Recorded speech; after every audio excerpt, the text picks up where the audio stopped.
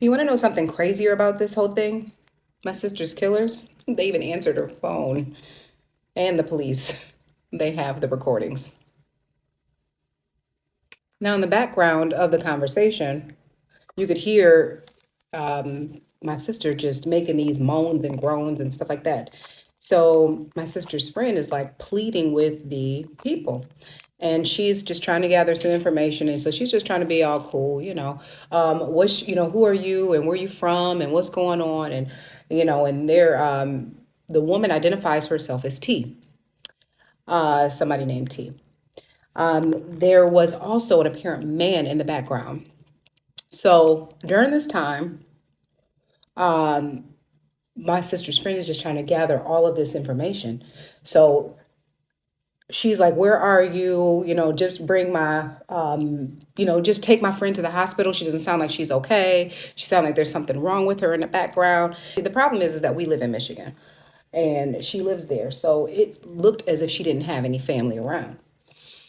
So she said, okay. So they said, okay, meet us in this neighborhood. And then we'll get the money and then we'll give you back we'll give you back Kayla.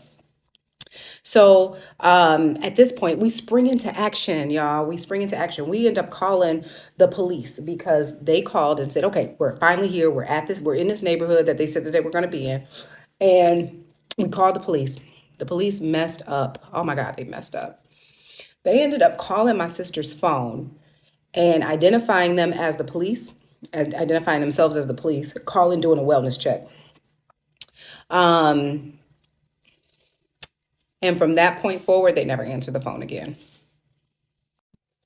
By the time the police arrived to the area in which they claimed that they had already drove off and they were no longer there anymore. So the police scared them away. That was a full 24 hours before they actually found my sister in the backseat of her car. So this year sparked a whole series of events. From this point forward, I have a cousin that actually lives out in the Virginia area, and he lives in Virginia, but literally drove down each and every street in the same area. It was over by Howard Hospital out in DC. Drove up and down each and every one of these streets to try to find my sister's car. And when I say it took him about 2 hours, but he ultimately found the car. He found the car in this neighborhood, and it was outside of this house. Now, what's crazy is that he pulled up at the exact same time as the police pulled up. The police, they were coming out to investigate a suspicious vehicle that was being parked outside of this person's home.